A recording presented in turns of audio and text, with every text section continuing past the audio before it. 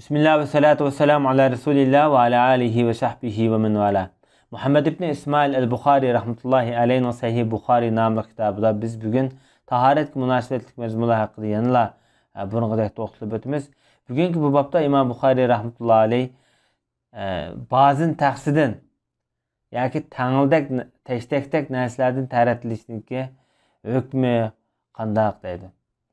İmam Bukhari rahmetullahi aleyhinki bu mezmunlarni keltirişi aynı vaqtida Peygamber sallallohu alayhi vasallamniki zamonasida Peygamberimiz gündelik turmuşda işletken türlü qochilar, teştekler, uruqlar, cheynak, tanglar qatorliq Peygamber sallallohu alayhi vasallamniki ve sahabalarning turmushiga munosabatlik holatlarni, zikrlarni bayon qilish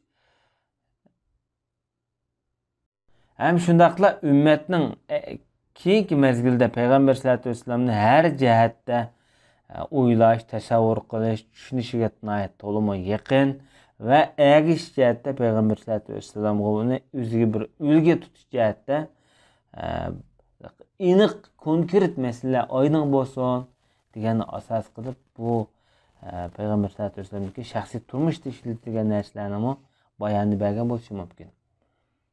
Endi bu yerdagi tavrga iborat yo'g'on bir teşteklerimiz var. Bu teştek nisbatan elbette vaqtda bu biraz kichikroq.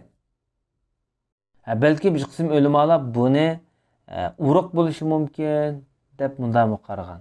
Uruq bizniki ishlatgan uruqlarimiz-ku ayni vaqtida hozir mesela cho'gin ishlatamiz. Cho'gin o'xshaydigan uruq batlaydi yasaydigan.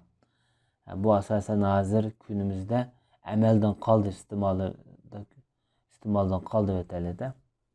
Bu 199 numaralı hadisda İmam Bukhari rahmetullahi aleyhi bizga Halid ibn Makhlad degan kishi hadis so'zlab bergan edi deydi.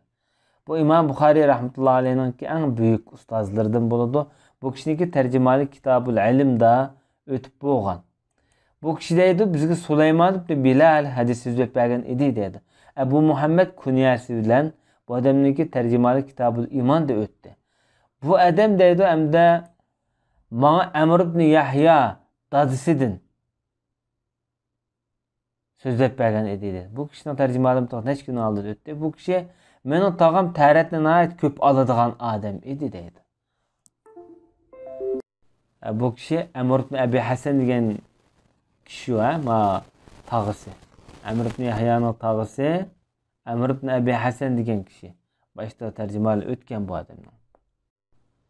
Abdullah ibn Zeyd degan kishiga debdikan, so'rabdikan ayni vaqtida. Bu sahabe.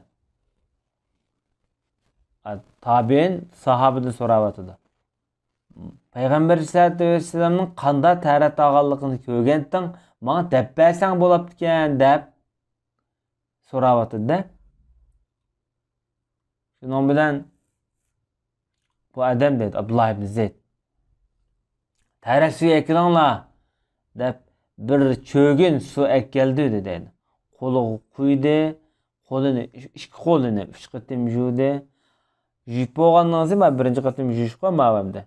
Onu yağı hem de kolunu pakiz qıp boğandan sonra kolunu tek tıkıdı. Kolunu tek tıkıp ağzını çakıp üç qatım bunu kalktı. Bu şu bir uçum suyunu elip bir uçum suda hem ağzını bir qatım hem bunu bir qatım jüydü. Bu şu 5 xil ağız burun çaqashniki bir shakli var hem de bu adette. Onda qo'lini yana suvga tiqib, u yerdan uchumdab elib, changallab, o'zini 3 qatim juydi. Ondan qo'lini jaynakcha 3 qatimlab juydi. Ondan qo'liga yana yangi suv elib qo'li bilan beshiga masih qildi. Masih qilgan vaqtida qo'lining ko'rinishi oldiga bir, keyiniga bir qo'lni mang'ozdi boshda. Ondan 2 putini judi dedi. Jupulab mana sahabe tabiilar deb turibdi-da, atrofida nurg'un kishilar bor. Amr ibn Yahya'ning tog'isi bor mana ko'rsatib. Payg'ambar alayhisolatu vasallamning mana mushunda tarat olganligini ko'rgan edim deb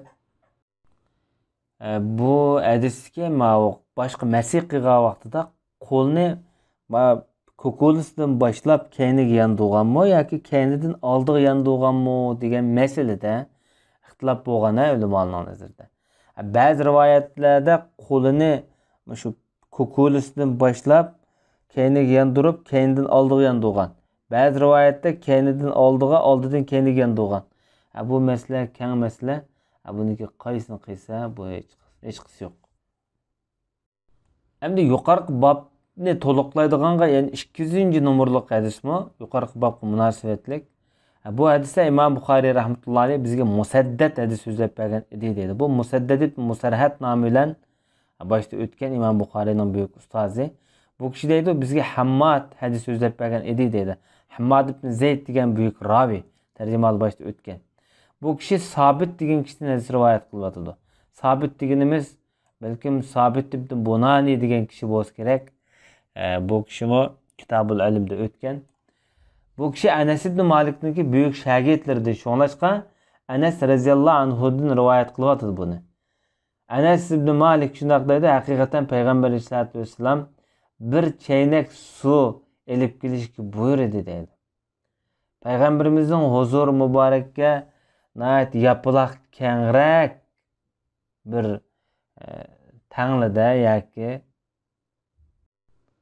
legenda bir su keltirildi-da, Payg'ambarimiz muborak barmoqlarini shu qochiga, shu tangliga leganga qo'lini qo'ydi.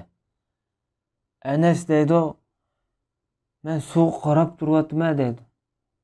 Payg'ambarimizning barmoqlari ortidan bulduq suv chiqyapti deydi. Anas yana shunday deydi, men shu suvdan tarat olganlarni taxmin qilsam 70dan 80 gacha odamniki deb o'zining taxmin o'ttirib qo'ygan. Ba'zi rivoyatlarda 100dan ortiq rivoyat qilingan, ba'zi rivoyatlarda undan ko'p. Demak, bunda avval Payg'ambar sollallohu alayhi vasallamniki turmushida necha qatim yuz bergan. Bu hamda Payg'ambar sollallohu alayhi vasallamniki bir mo'jizaviy odatlaridan biri. Yana birisi ba'zi sahobalar bularni 80dan ortiq deb mana rivoyat qilgan. Bu hadisni Anasdan boshqa rivoyat qilgan kishilar. Bu rivoyatda ixtilof emas, yo'q bu ixtilof emas. Bu sahobalar bu odam necha yil deb birma-bir sanab bo'lgan, sanagan emas. Bo'libmi Anas ibn Malik? Anas ibn Malik bir yosh bola bu paytda, yosh kichik. Bunda ahvol ostida hamma odamni qishib burib birdan bir sanab uni sanab bo'lmaydi. Shunlashqa bundan masalada ixtilof bo'lsa, hadisniki sahihligi hech qanday ta'sir ko'rsatmaydi. Buni ixtilof demaymiz. Yani bu taxmini avval, ba'zan 15 deymiz, ba'zan 20 chiqamdiki deymiz. Balkim shu orliqda.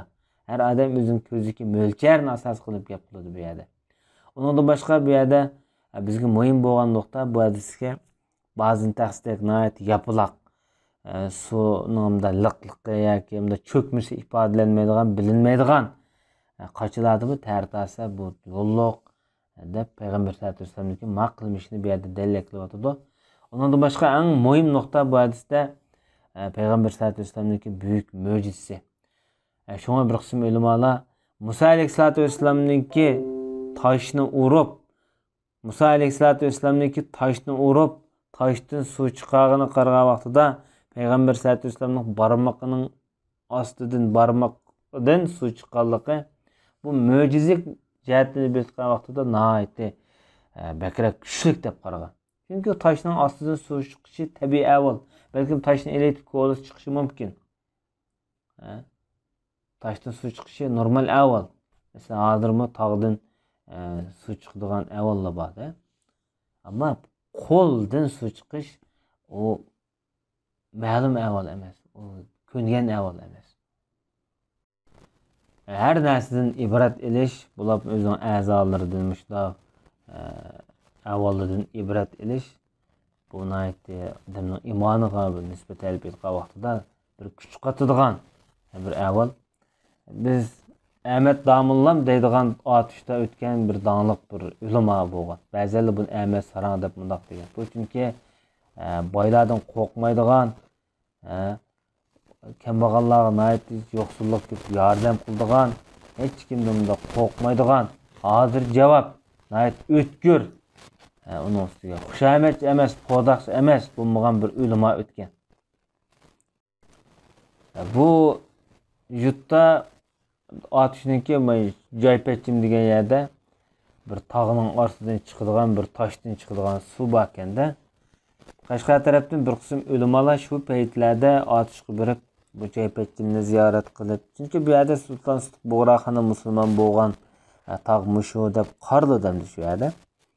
Shu suvni ko'rib chiqibdi-da ziyorat qilib. Bu ulamo bilan uchrashib qilib, bu Ahmad Domullam so'rabdi. Taqsir nega berib kelishlar desa, va biz Chaypatchimga berib keldik.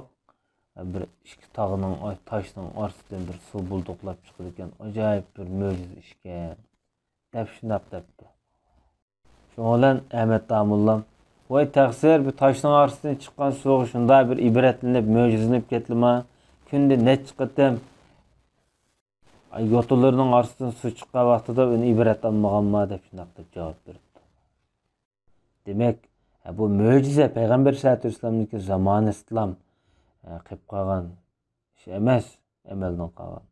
Amaliyotda biz o'ylasak, bizniki badan qurilishimiz, tuzilishimiz Qur'oni Karim masalan bu